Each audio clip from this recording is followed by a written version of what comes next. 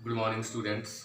Today I am going to discuss synonym set 3 and the very first word is overzealous. यह overzealous शब्द अपने आप में adjective है। यह जील शब्द से बना है, ZEAL, जील। जील मीन्स उत्साह और यह जील शब्द से बना हुआ है। तो ओवरजीलस, ओवर शब्द लगा हुआ है। जिन शब्दों में ओवर लगा हो उनका हिंदी अति होता है, बहुत अधिक होता है। तो इसका हिंदी हो जाएगा अति उत्साही, टू सेंसिटिव। यह भी एडजेक्टिव है। इसका अर्थ होगा अति संवेदनशील, अति संवेदनशील। टू इंथुजियास्टिक, यह भी एडजेक्टिव है। इसका अर्थ होगा अति उत्साही। टू एरोगेंट, यह भी एडजेक्टिव है। अति अभिमानी, अति अभिमानी। और टू इनवियस, एनवी शब्द से बना है, यह भी एडजेक्टिव है। अति ईर्ष्यालु, अति ईर्ष्यालु। तो ओवरजीलस, अति उत्साही, उसका सिनोनिम टू इंथुजियास्टिक होगा, यानी 1 का आंसर बी। इस तरह से सीखने से आप एक शब्द के साथ 4 और शब्द सीख लेते हैं। शब्दों का आपका स्टॉक जो है वो बहुत जल्दी एक स्टैंडर्ड लेवल में आ जाएगा। इस तरह से सीखने से पार्ट्स ऑफ स्पीच भी अब मैं क्लियर कर दूंगा। इससे और ज्यादा फायदा होगा और कॉन्सेप्ट क्लियर होगा। कौन शब्द किस पार्ट्स ऑफ स्पीच में है, यह जानना अपने आप में एक बहुत महत्वपूर्ण चीज होता है। Number 2, quash. क्वैश शब्द वर्ब है, प्रिंसिपल वर्ब है। क्वैश मीन्स होता है रद्द करना या खारिज करना, रद्द करना या खारिज करना। रिप्लीट भी वर्ब है, फिर से भरना। किसी स्टॉक को जिसमें से चीजें निकाली गई हैं और उसमें फिर से चीज ला करके रख देना, या रख देना से बेहतर होगा भरना। तो फिर से भरना या फिर से रखना। डिप्लीट, अब देखिए इसके साथ आप यह भी सीख रहे हैं, रिप्लीट का एंटोनिम होगा डिप्लीट। डिप्लीट भी वर्ब ही है और डिप्लीट मीन्स होता है किसी स्टॉक इत्यादि को खाली करना, क्षरण होना, यानी उसमें से निकालना। कहीं स्टॉक कर दिए हैं और उसमें से आवश्यकता के अनुसार निकालते जा रहे हैं, तो उस स्टॉक का डिप्लीशन हो रहा है। फिर उसमें भर दिए तो उसका रिप्लीशन हो गया। नेक्स्ट है इन्फ्लेट। यह भी प्रिंसिपल वर्ब है। इन्फ्लेट मीन्स होता है हवा भरना, हवा भरना। हवा भरना इन्फ्लेट है, हवा निकालना डिफ्लेट है, DE, डिफ्लेट। रिजेक्ट वर्ब है, इसका अर्थ होता है रद्द करना, खारिज करना। तो स्पष्ट है कि 2 का आंसर डी होगा। Question number 3, detrimental. AL लगा हुआ है, यह शब्द एडजेक्टिव हुआ। डेट्रीमेंटल, डेट्रीमेंट शब्द से बना हुआ है। डेट्रीमेंट का जब हम एडजेक्टिव बनाते हैं तो डेट्रीमेंटल हो जाता है। डेट्रीमेंटल मीन्स होता है वह जो रुकावट उत्पन्न करे या वह जो हानि पहुंचाए। तो हम इसे एक शब्द में कहेंगे हानिकारक। हार्मफुल एडजेक्टिव है, हार्मफुल मीन्स होता है हानिकारक। एब्सेंटेइज्म एब्स्ट्रैक्ट नाउन है, एब्सेंटेइज्म एब्स्ट्रैक्ट नाउन है। यह एब्सेंट शब्द से बना है। एब्सेंट का 2 एब्स्ट्रैक्ट नाउन होता है, एक होता है एब्सेंस और एक होता है एब्सेंटेइज्म। जिन शब्दों के अंत में ISM लगा हो वे प्रथा को बताते हैं, एक लंबी आदत को बताते हैं। और एब्सेंटेइज्म क्या है, तो एब्सेंट रहने की प्रथा। एब्सेंस से भिन्न है एब्सेंटेइज्म। एब्सेंस मीन्स अनुपस्थिति, किसी कारण बस उपस्थित नहीं हो पाए तो वह एब्सेंस है। लेकिन एब्सेंटेइज्म क्या है? आदतन अनुपस्थित रहना, यह एब्सेंटेइज्म है। दोनों एब्सेंट का एब्स्ट्रैक्ट नाउन है, लेकिन दोनों में भिन्नता है। तो अनुपस्थिति की आदत,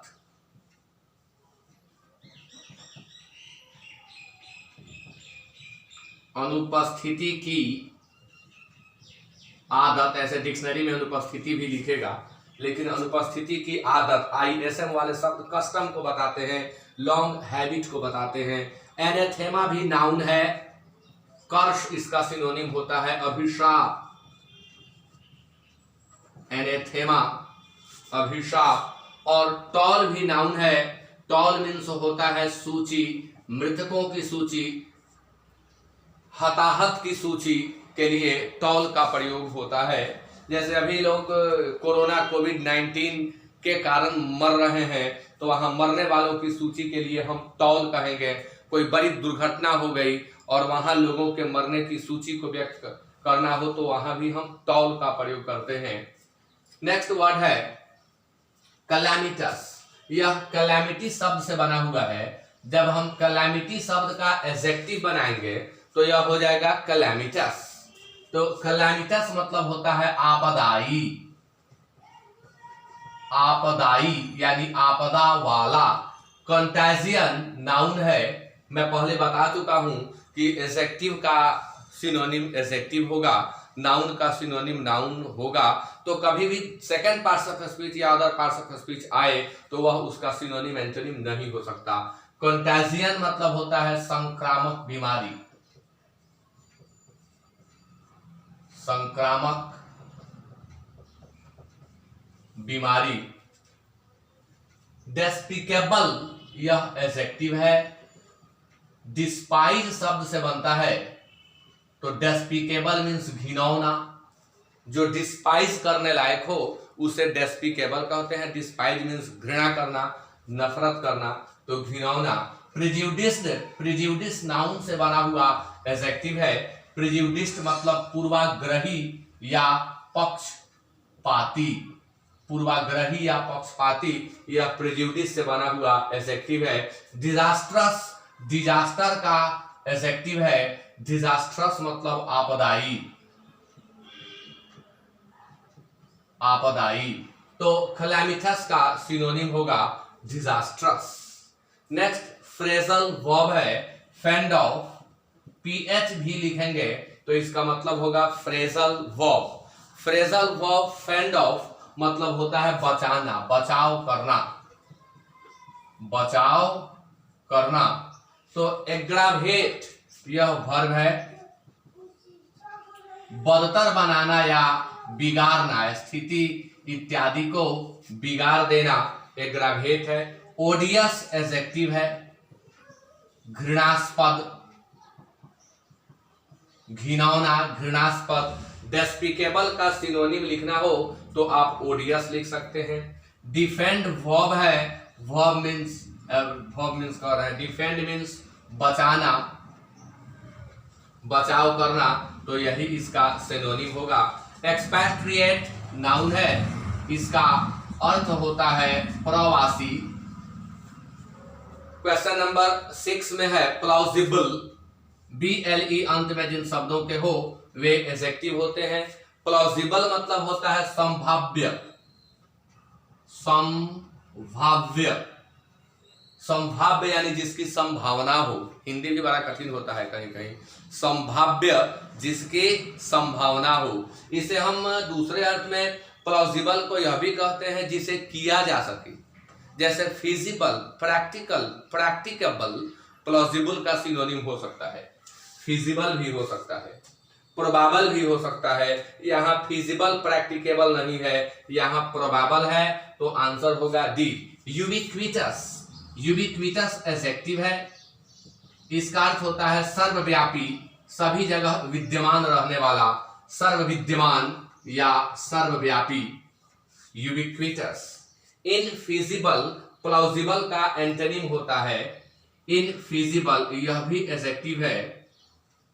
असाध्य, जिसे साधा न जा सके उसे असाध्य कहते हैं। बोर्जियोइस यह नाउन है, बोर्जियोइस एडजेक्टिव है। प्रयोग के आधार पर यह नाउन भी बन जाता है, यह एडजेक्टिव भी है और नाउन भी है। इसका अर्थ होता है मध्यम वर्गीय, मध्यम वर्गीय। इसके बाद एक और नाउन लगा देते हैं तो यह एडजेक्टिव बन जाता है। इसके पहले द लगा देते हैं तो यह नाउन बन जाता है। प्रोबेबल एडजेक्टिव है और इसका अर्थ होता है संभाव्य, जिसकी संभावना हो, जिसके होने की संभावना हो उसे प्रोबेबल कहते हैं। तो प्लॉजिबल का सिनोनिम होगा प्रोबेबल। नेक्स्ट वर्ड है मैस्टिकेट। मैस्टिकेट मीन्स होता है चबाना, यह अपने आप में वर्ब है, इसका अर्थ होता है चबाना।